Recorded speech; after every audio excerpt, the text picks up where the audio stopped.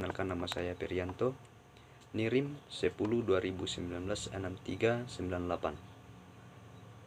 Pada kesempatan ini saya akan membahas salah satu tokoh perempuan di dalam Alkitab bernama Lydia.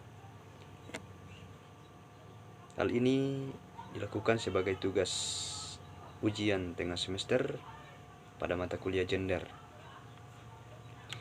Lydia merupakan salah satu tokoh di dalam Alkitab Perjanjian Baru yang secara khusus dikisahkan di dalam Kisah Para Rasul pasal 16 ayat 15 hingga yang ke-16.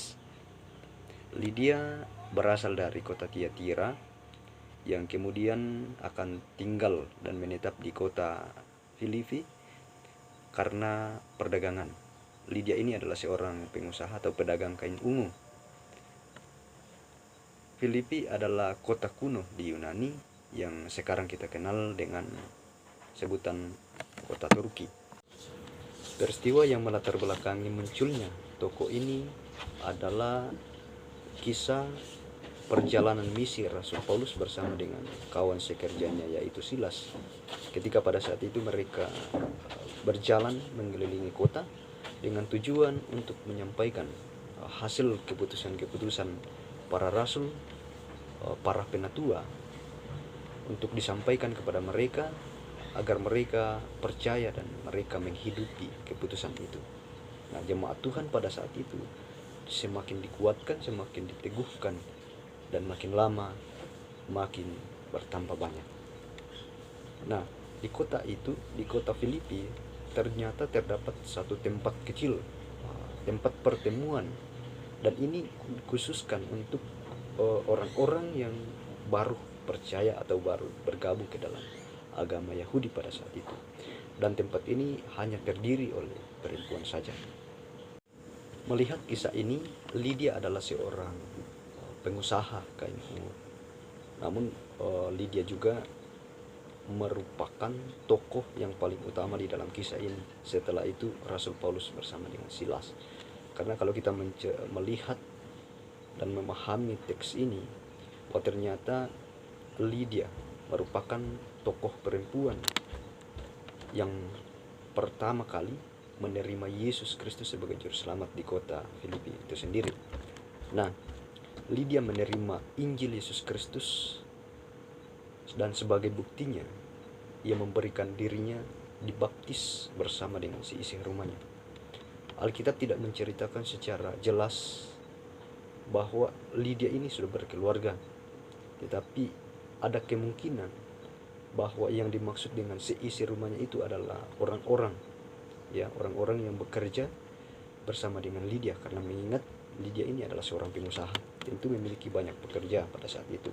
Nah, ketika Lydia telah menerima Yesus sebagai juru selamat, ia ingin menunjukkan bahwa Lydia menerima Yesus bukan karena paksaan, bukan karena tekanan pada saat itu, tetapi dia betul sungguh-sungguh percaya dan menerima Yesus, sehingga pada saat itu dia membuka hati, dia membuka pintu rumahnya dan mengajak Rasul Paulus bersama dengan Silas untuk berkunjung ke rumahnya. Dan pada saat itu Rasul Paulus dan Silas berkunjung ke rumah Lydia. Ya, sumbangsi peristiwa tokoh bagi kehidupan saya, khususnya dilihat dari perspektif gender. Setelah saya mempelajari Alkitab dengan kacamata baru, bahwasannya walaupun Alkitab ditulis dengan pola patriarkis, termasuk pelayanan berbagai bentuk kegiatan manusia, ternyata perempuan juga memiliki peran yang sangat penting di dalam peristiwa-peristiwa yang dicatat oleh para rasul. Ya, kisah ini menekankan bahwa perempuan hendaknya tidak menjadi rendah diri, karena Allah sendiri memakai perempuan juga sebagai inspirasi bagi umat yang hidup sekarang ini, seperti Lydia. Nah, yang kedua, mengajarkan bahwa siapapun yang menerima Yesus sebagai juru selamat akan mendapat sebuah kehormatan. Kemudian yang ketiga, mengajarkan kepada kita khususnya bagi perempuan juga, tentang jangan hidup bermalas-malasan. Rasul Paulus secara tegas menegur perempuan-perempuan malas di dalam kitab Timotius.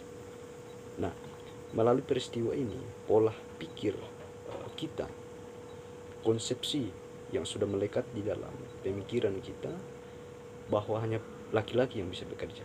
Nah, sekarang diubahkan bahwasanya perempuan juga bisa bekerja dan mampu memenuhi kebutuhan keluarga. Nah, yang keempat, mengajarkan kita untuk hidup sederhana. Nah, mencintai pekerjaan kita, tapi tidak perlu merasa malu dengan apa yang kita kerjakan sekarang ini. Kemudian, mengajarkan kepada kita untuk tidak melupakan Tuhan. Ya, kita melihat toko Lydia, walaupun dia adalah seorang pengusaha, tetapi dia selalu memberikan waktu, membagi waktu, dan memberikan waktu untuk Tuhan. Jadi pekerjaan bukan persoalan untuk menjauhkan kita dari berhubungan atau berrelasi dengan Tuhan. Nah, sumbangsi peristiwa toko bagi saya, khususnya sebagai calon guru pendidikan agama Kristen, yang pertama, bahwa kita sebagai calon guru pendidikan agama Kristen harus menerima Yesus Kristus sebagai juru selamat terlebih dahulu sebelum kita mengajarkan kepada anak didik. Kemudian membantu kita sebagai calon guru agama untuk mengantar peserta didik menemukan jati diri yang sesungguhnya sebagai orang Kristen yang sungguh-sungguh, yakni hidup berkenan di hadapan Tuhan. Kemudian mengajarkan bahwa tanpa Tuhan manusia tidak dapat bertindak, manusia tidak dapat berbuat apa-apa. Nah, sebagai guru pendidikan agama Kristen, kita harus selalu menjalin hubungan yang harmonis dengan Tuhan dan kehidupan sebagaimana selayaknya kita sebagai penyambung lidah Allah.